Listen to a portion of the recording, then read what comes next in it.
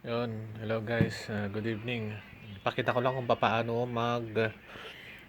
restore ng iPhone 8. Ito iPhone 8, ano, galing Japan at mukhang disabled na gamit ng Trio Tools. So dapat na-download and na-install niya yung Trio Tools at the same time pati yung iPhone driver. Sasabihin naman niya kung ida-download mo pa yung iTunes, ano.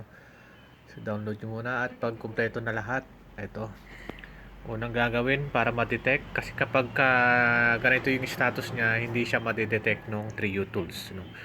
So ang gagawin natin dito is ilagay natin sa recovery mode, no? So ganito ang pag para makapunta sa recovery mode, no, ay switch off na muna natin. Switch off. Yan, then ito, saksak tong lightning cable, no. Pindutin yung volume down. Yan, volume down. Tapos saksak yung lightning cable. Tapos pindutin ko yung power on. Diretso lang yan hanggang sa makita nyo na naka-recovery mode na siya. Saka lang bibitawan.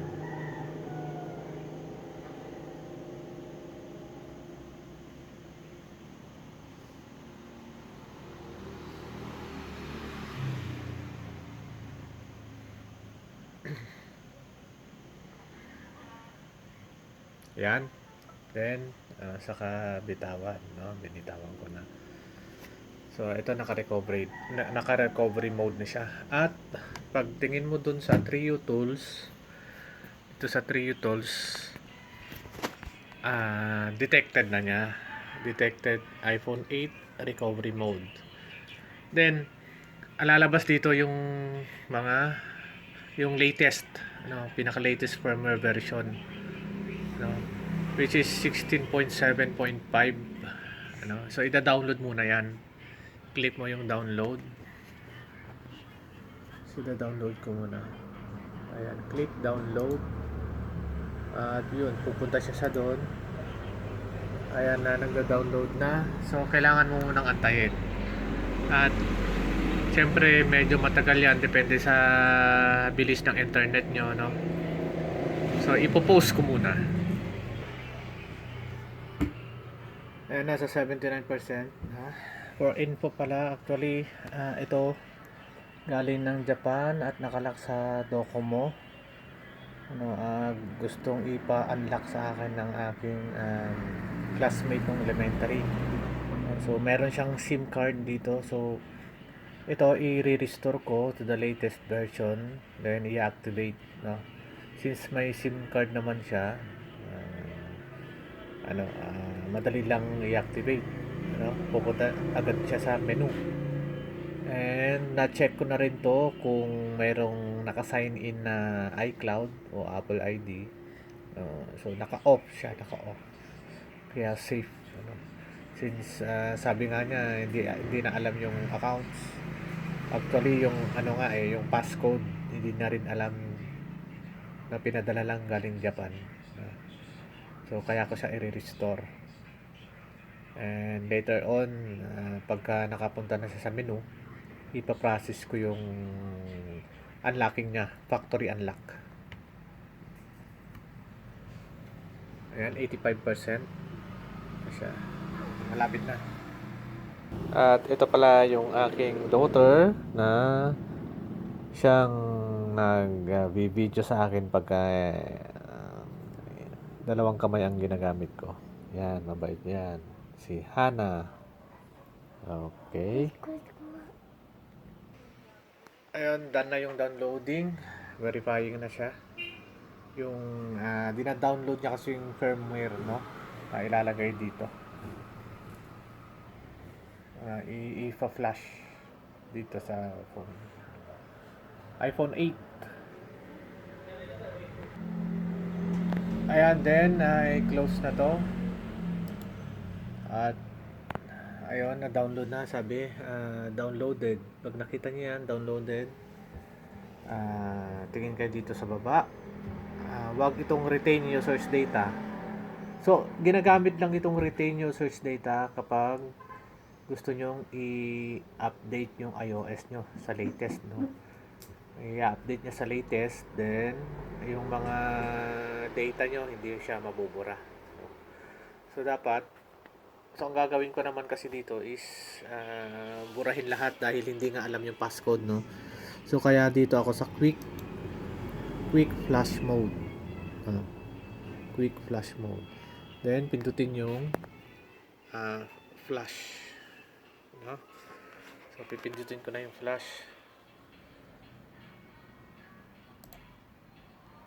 Then may lalabas na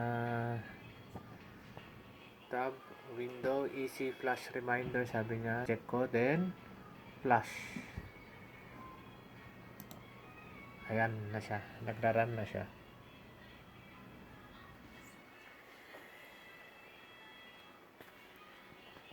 Okay.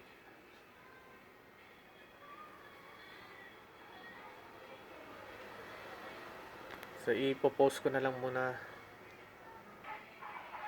Nga pala, it takes about 15 minutes, sabi niya, no?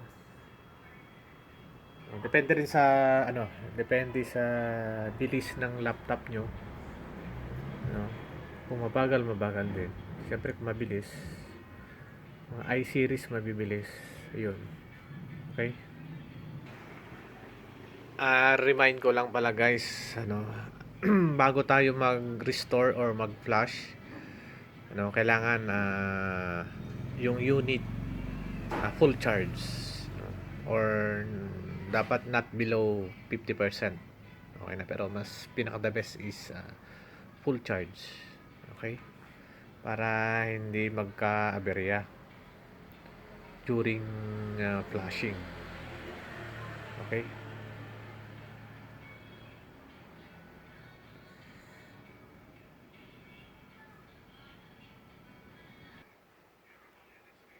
So yan, updating non-firmware, nilalagay na niya. So nilalagay na niya dito yung firmware, writing file system. So antayin lang yan hanggang mag 100%. Wag lang mag error, no? Kasi kung may error, pwedeng ulitin. Pero kung ulit-ulitin nyo, may error talaga, ibig sabihin may hardware problem na itong iPhone, no? Ang pinaka basic na gagawin muna pagka nag-error is susubukan ng ibang battery. No, pag ganun pa rin, ayun, may hardware problem. Okay.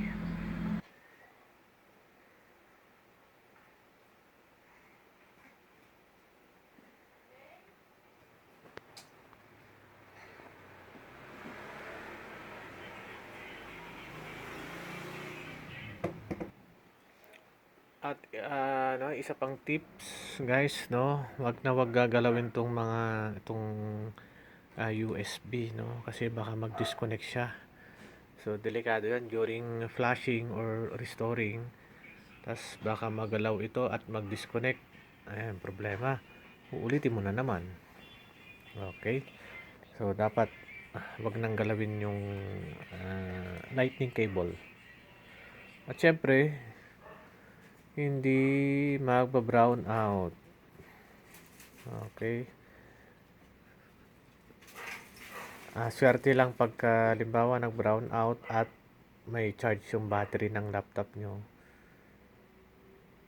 Or pag nag-brown out kasi mawawala yung internet kasi via internet to, kailangan may connected sa internet yan. So panalangin nyo na hindi mag-brown out. Okay. Siya, napakita ko lang, nag-ano na siya, no? Nilo-load na niya yung firmware. Writing file system. Okay.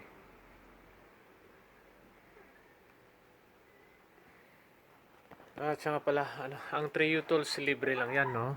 Downloadable sa internet yan. So, Google nyo lang, Trio Tools, download. Ayan, makikita nyo na. Walang bayad yan. Libreng libre, guys. Yan yung mga free software. Pwede rin sa iTunes. Pwede tayo mag-restore sa iTunes. Pero mas gusto ko lang gamitin to, guys, no? Next, subukan din natin yung iTunes. Pagka may tanggap ulit ako na iPhone at i-restore, subukan ko gamitin yung iTunes para makita nyo rin kung paano. Ayan, malapit na matapos, guys. Okay.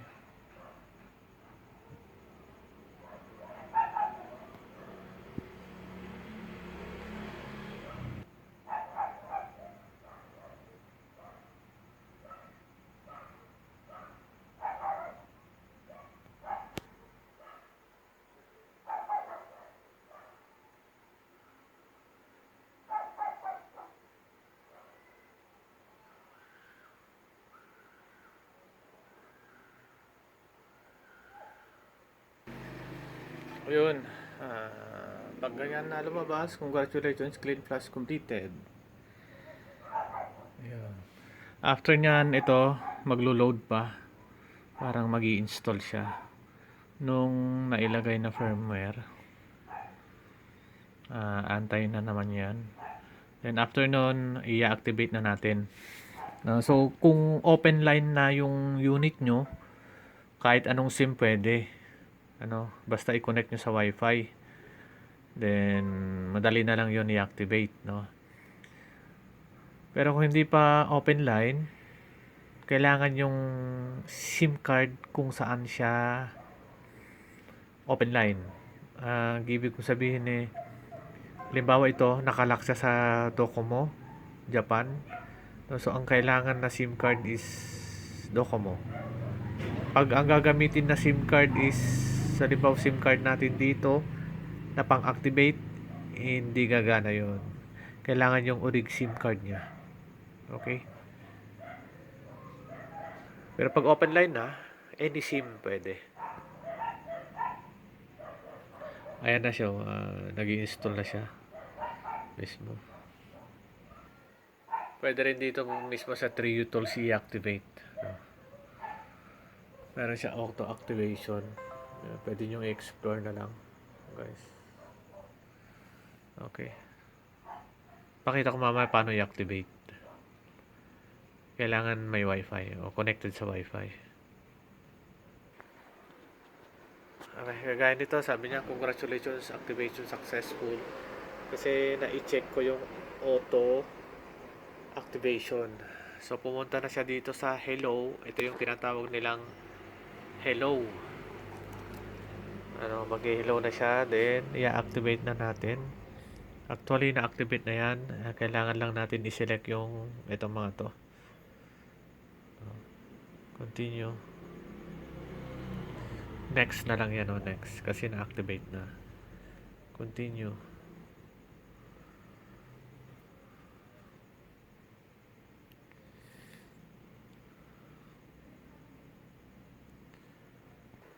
So guys, kaya na-activate ko to kasi na-activate na ng Trio Tools, no?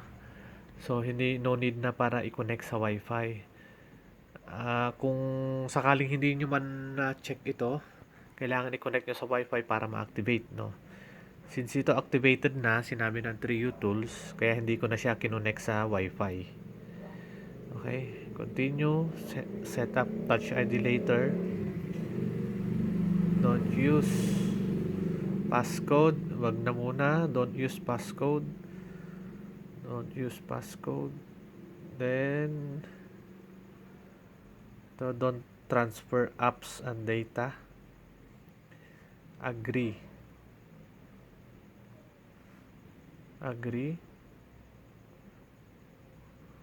Continue. Not now. Disable ko na lang. Location services. Okay. Set up later in settings. Don't share. Continue. Continue na naman. Then, get started. Ito, pupunta na siya sa menu. So, yun. No? So, okay na.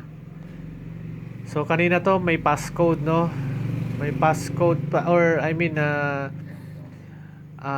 disabled na siya. So, ipapakita ko kung saan siya nakalock. Nasa settings. So, ito, pag ganyan, wala siyang nakasign in na Apple ID, no? Tapos, punta sa general. About. So, dito natin makikita kung ano yung model name. Kagaya niyan, nakikita nyo na ba? iPhone 8, iOS version 16.75. Yan yung pinaka-latest na. No? Network not available. Supposed to be, lalabas dyan, Docomo. No? Pero siguro sira na yung SIM card niya. Wala na talagang signal. No? Or, I mean, dito pala. Carrier. Nandyan sa carrier. Japanese yan, pero Docomo yan.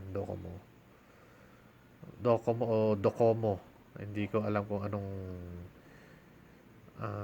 correct na pronunciation. Carrier lock, SIM lock. Ibig sabihin, nakalock siya sa SIM ng Japan na Docomo. So guys, hanggang dito na lang, no? Natapos na yung ating pag-restore. Sana may natutunan kayo, no? Ipaprocess ko na to yung unlocking naman niya. Papakita ko later kung unlock na siya. Okay, salamat sa panonood.